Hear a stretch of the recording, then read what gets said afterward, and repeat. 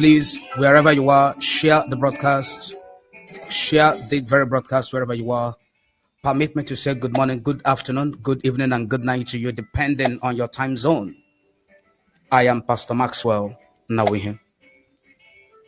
The caption of our broadcast today is the revealed mystery behind Nnamdi Kanu. That is the caption of our broadcast today. The revealed mystery behind Nnamdi Kanu. And I want you to share the broadcast. Let's pray. Father, in the name of Jesus, we thank you for the privilege of coming to your presence. Your word is our guide in the times of confusion and conflicting information.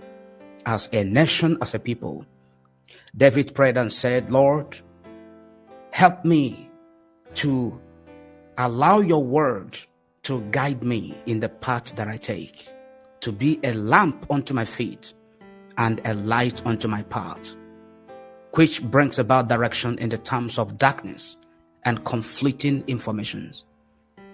Lord, as we speak and as we look into different scriptures to look into the case of Nnamdi Kanu, how peculiar it is, grant us understanding. In Jesus' name, amen. I am Pastor Maxwell Nnawuihe for those that are joining for the first time, and we are live and direct.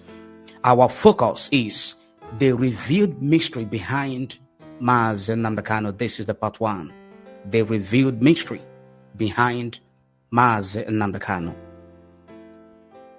Some people don't quite understand the significance and the mystery behind Nnamdi Kanu. That is why they take the information surrounding what is going through so lightly. Some people, be it religious people or traditional people or politicians or the common men in the street, those that have heard about all the ordeals of Nnamdi Kanu, what he represents, as defined by those who have limited understanding of what actually is the mystery behind this very man, Nnamdi Kanu. Some of the people have been deceived. Some of them have been blinded. Those that actually understand what this man represents, some of them have decided to hide that very knowledge from the people, from the public. They don't want to speak. There are some men of God that God has revealed to them about this great man, Nnamdi Kanu. But these men of God have refused to speak. They have decided to withdraw or to hide the information that should guide the people in the right path regarding how the case of Nnamdi Kanu should be handled, what he represents. The revealed mystery behind Nnamdi Kanu. This is the part one of it. We are going to continue with the part two tomorrow. The focus of this very teaching series is generational leadership. Generational leadership. We are going to be looking at Moses and the children of Israel in comparison to Nnamdi Kanu and the people of Biafra. We're going to be looking at them. What are the symbols? What are the things that transpired? What are the things, the circumstances that led to the birth of Moses, his divine purpose and calling with regards to his people, the people of Israel? And under what circumstance was he born? And what was the national condition of the people of Israel as at the time that Moses was born? This will be the area that this teaching series will be touching. And by the grace of God, there are scriptural backups to explain further and to give you that biblical and spiritual perspective. The prophecy that Israel would become a slave and would be delivered, that was given by God. God spoke about the slavery of the people of Israel even before they were born, even before Isaac was born, in Genesis chapter 15, verse 13 to 16. This was after Abraham offered a sacrifice to God, which was actually a recommendation that God made, and Abraham supplied all the items for the sacrifice. And after God had received the sacrifice, he began to speak about the future of the offspring of Abraham, Israel, before Isaac was born. So in that very scripture, God spoke about the slavery of the people of Israel, how they will become slaves and how they will be delivered. We're going to read, as I bring it to the screen immediately, Genesis. Let's look at it. Genesis, looking at the chapter 15 from verse 13 to 16. We have to read together. Look at it. Then the Lord said unto him, the Lord said unto Abraham, know for certain that for 400 years your descendants will be strangers in a country not their own, and that they will be enslaved and mistreated. They will be enslaved and mistreated. Your descendants, for sure, they shall become slaves in a country that is not their own country, and they shall be mistreated. But I will punish the nation they serve as slaves, and afterward they will come out with great substance. You, however, will go to your ancestors in peace and be buried at a good old age. So this is what God spoke about the children of Israel before ever Isaac was born, as I said a few minutes ago. Then the Lord said unto him, Abraham, know for certain, it is not under negotiation or probability. It is settled that for 400 years, mark the number of the years, 400 years, your descendants will be strangers in a country not their own, and that they will be enslaved and mistreated there. But I will punish the nation they serve as slaves, and afterward they will come out with great possessions. They will come out with great possession. Now, look at the verse 15 and 16. You, however, will go to your ancestors in peace and be buried at a good old age. In the 4th generation, your descendants will come back here, for the sin of the Amorites has not yet reached its full measure. For the sin of Amorites has not yet reached its full measure.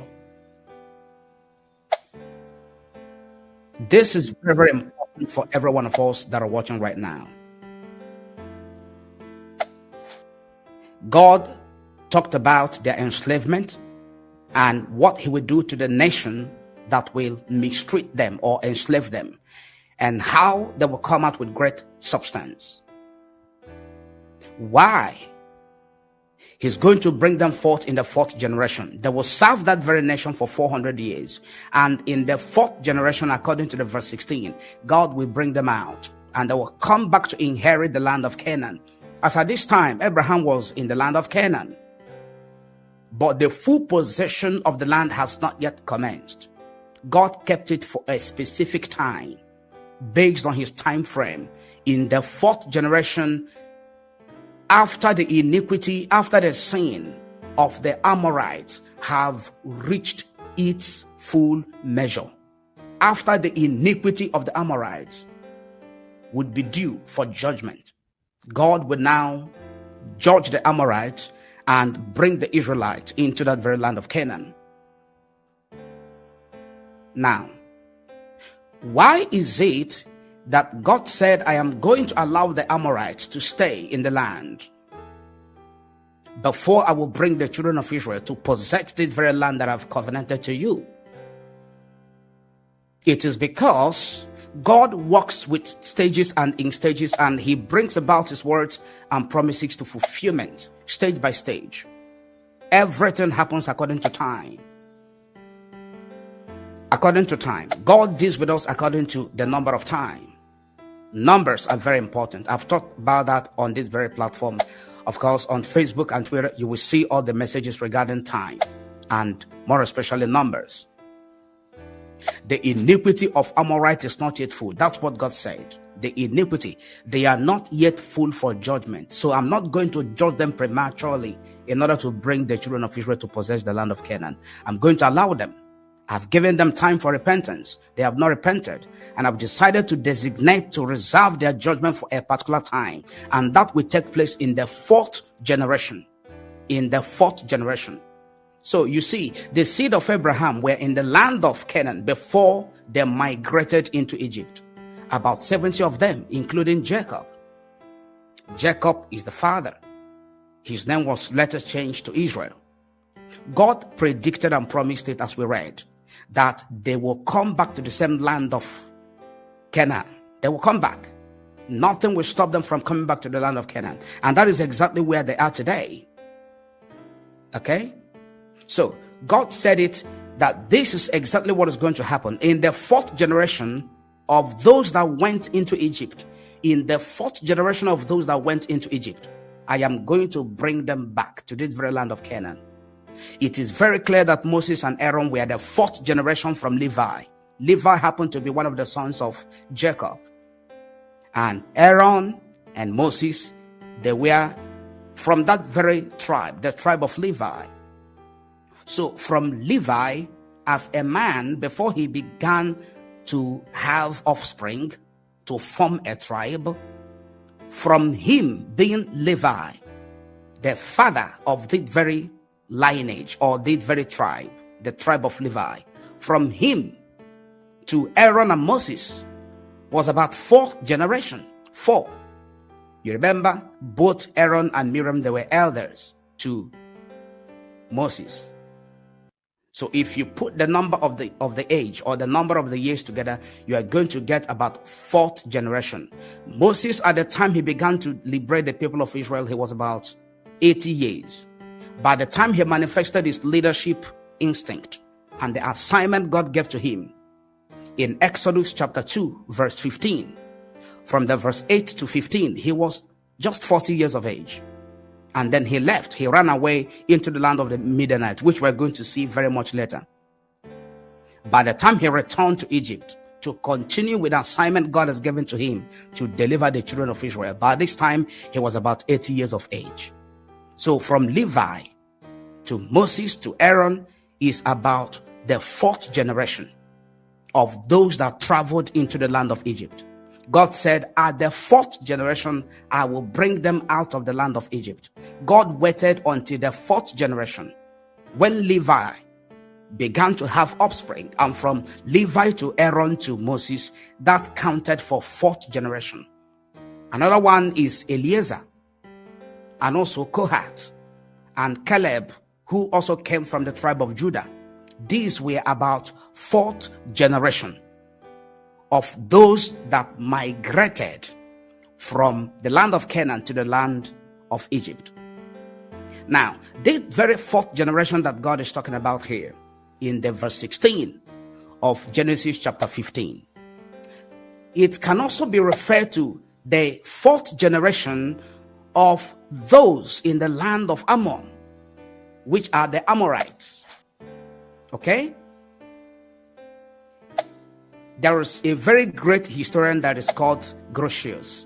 He explained that this 4th generation in reference that is mentioned by God can be referring or talking about the 4th generation of the Amorites as at the time that Abraham made his sacrifice to God.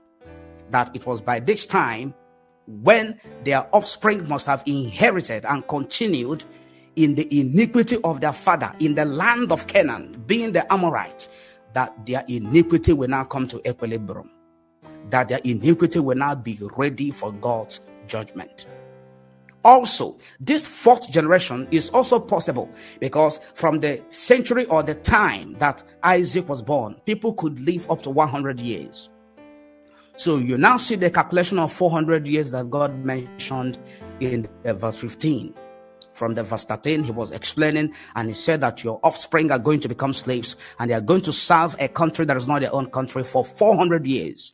So during the time of Isaac, the century before, and in the century that he was born, the time he was born, people usually live up to 100 years. So the calculation was about in 3 different phases. The 4th generation of those that traveled from the land of Canaan and migrated into Egypt, the 4th generation of from Levi to Moses and Aaron, and the 4th generation of Kohath to Judah, and the 4th generation of the people of Ammon, the children of Ammon, the Amorites, when their iniquity will be full. And that would be the right time for God to render their judgment against them. Because as at the time that Abraham offered a sacrifice and God was giving him this very future prediction. The Amorites, their iniquity is not yet full. God was still giving them time. The Amorites were supposed to remain in the land until their iniquity come to equilibrium, until their judgment is ready to be delivered by God. And that is when the seed of Abraham can now inherit the land of Canaan. So we understand that wicked and evil people, they have a measure of iniquity to fill up. God always gives them second chance, third chance. God gives them as much chances as possible for them to repent and come to full realization of their evil ways and possibly make amends. So, but when the time is full, the iniquity of Amorites is full, God will no longer wait for them. God will no longer wait for them. God will now go ahead to release the judgment against them. So God waits patiently for the sinful people and sinful nation to repent and make amends, just like in the case of Nigeria, which Nigeria as a nation has failed to make amends. It has continued in the evil foundation that was led by Britain. That is why you see all the woes and all the troubles. The country has never become better from the time of the military regime till today. And a reference of this type of reserved judgment is in the book of Matthew chapter 23 verse 32. God always waits for the time of judgment to arrive, the time of his verdict and taking vengeance against his enemies to arrive. So God said to Abraham, it is when this time comes that I'm going to unleash the judgment upon them. I will now dispossess them of the land and allow your offspring, the children of Israel, to take possession of the land. So the question is this: who are the Amorites? Who are the Amorites? The Amorites are the descendants of Ben-Ami. Ben-Ami is Ammon. Ammon happened to be the son of the second daughter of Lot. If you read the book of Genesis chapter 19, let's look at the book of Genesis chapter 19 from verse 30 to 38. After God has rendered judgment upon Sodom and Gomorrah, you know the story. We are not going into that because it's not our focus today. God, through his angels, delivered Lot, and you know the story, the wife of Lot turning back and eventually becoming the pillar of salt. So God, through the angels, led Lot and the surviving daughters. Lot eventually now migrated to a land of Zoar, and he dwelt there in a cave. And with time, the two daughters who escaped that very destruction in the land of Sodom and Gomorrah, they said to their father, or they spoke among themselves. They had a kind of family discussion in the absence of their father. They say, see, our father has become so old and there is no son. There is no male child to continue the lineage of our father. What are we going to do? Let us get him drunk. We are going to seduce him and lie with him, sleep with him, and in order to raise a child for our father. That was a conspiracy. Let me bring it to the screen that we may read together. Genesis chapter 19 verse 30 to 38. Genesis chapter 18 verse 30 to 38. Let's see. Lot's daughter, they conspired and they had their father drunk. They had him actually drunk. This is amazing what people could do. Lot and his two daughters left Zoar and settled in the mountains, for he was afraid to stay in Zoar. He and his two daughters lived in a cave. One day, the older daughter said to the younger, our father is old, and there is no man around here to give us children, as is the custom all over the earth. Let us get our father to drink wine, and then sleep with him and preserve our family line through our father. Let us get our father to drink, and by becoming pregnant by him, we are going to preserve our family line. 33. That night, they got their father to drink wine, and the older daughter went in and slept with him. He was not aware of it when she lay down or when she got up. The next day, the older daughter said to the younger, last night I slept with our father. Let's get him to drink wine again tonight, and you go in and sleep with him so we can preserve our family line through our father. Verse 35. So they got their father to drink wine that night also, and the younger daughter went in and slept with him. Again, he was not aware of it when she lay down or when she got up. 38. So both of Lot's daughters became pregnant by their father. Both of Lot's daughters, they became pregnant by their father. The older daughter had a son, and she named him Moab. Moab, where Ruth came from. Ruth was a Moabite. He is the father of the Moabites of today. Verse 38. The younger daughter also had a son, and she named him Ben-Ammi. Ben-Ammi. He is the father of the Ammonites of today. You see, the two daughters of Lot, what they did, in order to raise an offspring or to raise a seed that will sustain or that will continue the family lineage, that is an evil. It is an incest.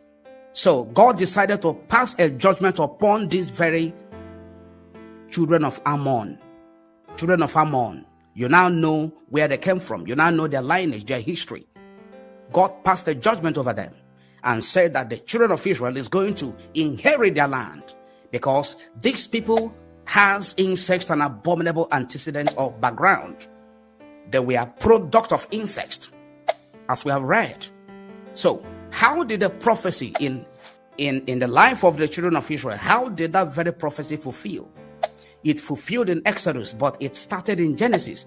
God gave the prophecy in Genesis, as we have read in chapter 15 from verse 13 to 16. And now, who are the children of Ammon who are living in the land as at the time that Abraham offered the sacrifice? We have seen they were the descendants of the son of the second daughter of Lot, according to what we read down in Genesis 19 verse 30 to 38. Now, the prophecy was fulfilled about the slavery and the delivery of the children of Israel. It was fulfilled in Exodus, but the footing was in Genesis. Moses was born and he became God's choice of a generational and a national leader of the people of Israel. And we saw that he began to manifest his leadership instincts and abilities at the age of 40. He was 40 years old when he began to manifest this very leadership instinct. If you read the book of Exodus, chapter 2, from verse 11 to 13, you will see what role that Moses played. The Bible said that he went out to see how the people of Israel were faring. Remember, it was his mother that raised him unknowingly to the daughter of Pharaoh, who adopted him after he was drawn out of the water. We're going to see that very much later. He began to manifest at the age of 40 his leadership instinct. That very quality to be a leader and a deliverer began to show up. The Bible said that it came to pass that when Moses was grown at the age of 40, that he went out to see how the people of Israel, how they were faring. He was aware of their burden. He was aware of their slavery. He was aware of all the pain that was being inflicted upon them. He knew his history, that these suffering people out there are his people. His mother, being the nurse that raised him, inculcated that very value system in him to be always associated with his own people, letting him know that he doesn't belong to the palace of Pharaoh, that he's not an Egyptian. Okay? So with that consciousness and that training, he went out to look at them, to sympathize with them, and he saw what happened in the verse 12. That an Egyptian was malhandling a Hebrew man. An Egyptian was fighting with a Hebrew man, his brother, his countryman. What did he do? The Bible said that he looked the other way and he looked the other way. He now killed the Egyptian and buried him by himself. That was what he did. Moses took it upon himself to manifest that very leadership instinct.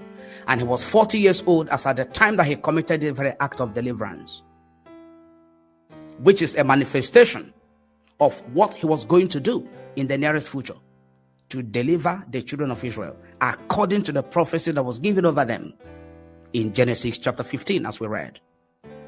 And the Bible made us to understand in the book of Acts chapter 7 verse 2 to 23 that Moses was exactly 40 years old. I'm going to bring it to the screen. Moses was 40 years old when he manifested that very leadership instinct.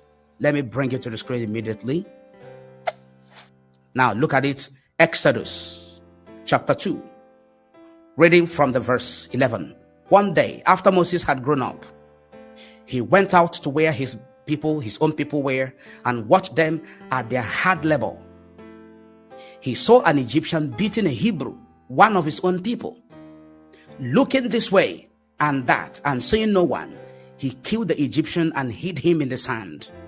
The next day, he went out and saw two Hebrews fighting. He asked the one in the wrong, "Why are you hitting your fellow Hebrew?" 14. The man said, "Who made you ruler and judge over us?" Just like some Biafran people have asked Nnamdi Kanu, "Who made you our supreme leader? Who made you our leader?" Remember what I said in the opening of this very message, this very teaching series? That the characters we're looking at here, Moses, the people of Israel, their sufferings, and the prophecy over them, we are comparing them with that of Nnamdi Kanu and that of the Biafran people. If you look at what is happening now from the verse 11, as we're reading now, you will see exactly a very clear comparison with what is happening in the life of Biafran people and in the case of Nnamdi Kanu. Their ordeal and their deliverer and their response to the deliverer. Verse 14, the man said, "Who made you ruler and judge over us? Are you thinking of killing me as you killed the Egyptian?" Then Moses was afraid and thought, "What I did must have become known. What I did must have become known." He became scared. And when he knew that what he has done is now in the public knowledge, and that Pharaoh has become aware of it, he ran. He ran to the land of the Midianites. That was where he went to take refuge. He went to exile. He went on exile, just like Nnamdi Kanu ran for his dear life during the Operation Python Dance 2. When Pharaoh heard of this, he tried to kill Moses, but Moses fled from Pharaoh and went to live in Midian, where he sat down by a well. Exactly. This is a glaring and a very amazing mystery about Nnamdi Kanu that is being revealed. Moses ran away. Nnamdi Kanu ran away because his action to deliver his people was betrayed and sabotaged by his own people. They went ahead and proscribed IPOB by his own people. The 5 Eastern governors, they did it. Followed by Operation Python Dance 2, followed the fleeing of Nnamdi Kanu, his escape for his dear life. Before his extraordinary rendition being bundled back to Nigeria, Moses also went back to Egypt. In the chapter 4, we're going to see that in the subsequent part of this very teaching series. Moses ran away and he sat by the well in the land of Midian. Okay? He was 40 years of age. How do I know? Let's go to the book of Acts. The book of Acts, we are going to read it immediately. If you are just joining, please share this very broadcast. It's important. Tag people that you're supposed to tag. Make sure that they are watching this broadcast. Even if after the broadcast must have ended, it will now remain as a video on this platform. Anywhere you see this broadcast, this video, watch it, listen. Don't be biased. It is the truth. Acts chapter 7 from verse 2 to 23. Acts chapter 7 from verse 2 to 23. Now, it is coming to the screen that we may study together. It's an important teaching series because some people up to now don't understand what is going on with the case of Nnamdi Kanu, and we are here to bring them up to speed.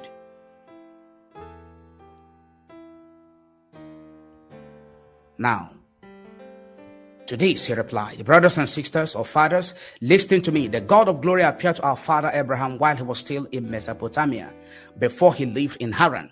Leave your country and your people, God said, and go to the land I will show you." So he left the land.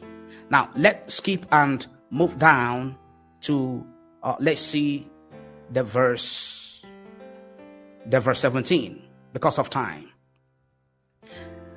As the time drew near for God to fulfill his promise to Abraham, the number of our people in Egypt greatly increased. Then a new king to whom Joseph meant nothing came to power in Egypt. He dealt treacherously with our people and oppressed our ancestors by forcing them to throw out their newborn babies so that they would die. Look at the verse 20. At that time, Moses was born. At that time, Moses was born, and he was no ordinary child. For 3 months, he was cared for by his family. When he was placed outside, Pharaoh's daughter took him and brought him up as her own son. Moses was educated in all wisdom of the Egyptians and was powerful in speech and action. He was educated, he was learned in all wisdom of the Egyptians. He was powerful both in speech and action. Verse 23, when Moses was 40 years old, is that clear now? When Moses was 40 years old, he decided to visit his own people, the Israelites. He saw one of them being mistreated by an Egyptian, so he went to his defense and avenged him by killing the Egyptian. Moses thought that his own people would realize that God was using him to rescue them, just like in the case of Nnamdi Kanu, just like in his own case.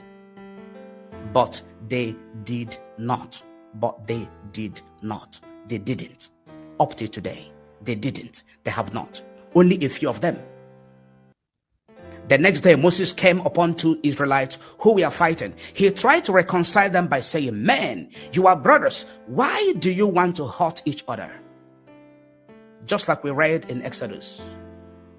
The same thing is being compared and referenced in the New Testament. But the man who was mistreating the other pushed Moses aside and said, who made you ruler and judge over us? Are you thinking of killing me as you killed the Egyptian? When Moses heard this, he fled to Midian, where he settled as a foreigner and had 2 sons.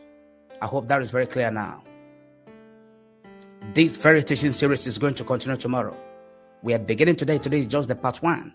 Moses was 40 years old when he began to manifest his leadership instinct to deliver his people. Almost the same thing with Nnamdi Kanu. Within the same age bracket that Nnamdi Kanu began to manifest his leadership qualities around 2012. So Moses was so passionate about the sufferings of the people of Israel, and he decided to intervene by his divine calling to bring a better life of dignity and respect for them. And so does Nnamdi Kanu. That is exactly what Nnamdi Kanu is doing today, even in the dungeon, the DSS. To bring about dignity for his people. So Moses fought. With this, we are bringing the very part of the teaching series to an end. We are going to continue tomorrow. This is mystery about Nnamdi Kanu that is being revealed. It is a mystery. Many people have not known this for a very long time. So many people are not aware of this. And the Bible said, my people are destroyed. My people, regardless of who they are being destroyed for lack of knowledge. That was how the Jews persecuted Yeshua HaMashiach, their own Messiah that was sent to set them free, their own Messiah that was sent to deliver them, their own Messiah that was sent to liberate them, to ensure that the promise of God and the covenant of God with Abraham, their ancestor, was brought to its full manifestation in their own day and age. But they didn't know his mission and assignment. They conspired and they betrayed him. They sold him out and they killed him. Later on, they now realize that indeed they have killed their own Messiah. Let's pray. Father, in the name of Jesus, we pray that this word will touch your people. Every one of them that are in position to play a role, to understand what it means, to have such a leader whose qualities were ordained by you, whose purpose was given by you for our people, for our nation, for our generation. That such people will hear the truth and they will heed the truth. And they will play all the role they are supposed to play for the freedom of Nnamdi Kanu. Thank you, Lord. In the name of Jesus we have prayed. Amen. And with that, we bring this segment of the broadcast to an end.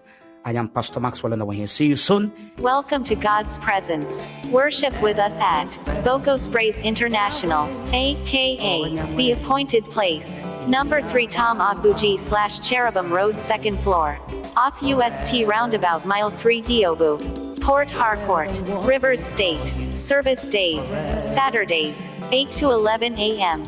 Sundays, 8 to 11 a.m. Last Wednesdays, Communion and Vigil 10 p.m. to 2 a.m. Wednesday Counseling, 11 a.m. Call or WhatsApp for more information. +234 0708 476-7258. You shall not be disappointed at the appointed place. Support the work of God under our care.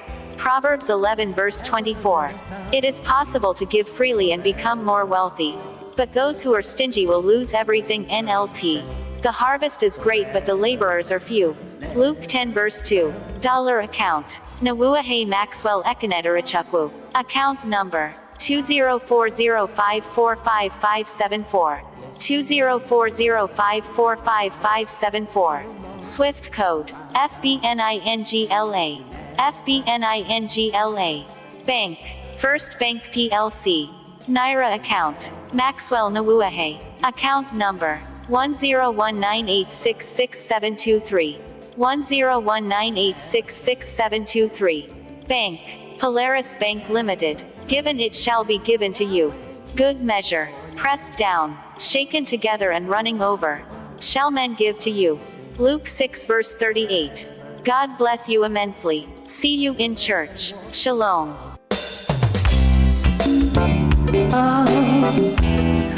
My God never change.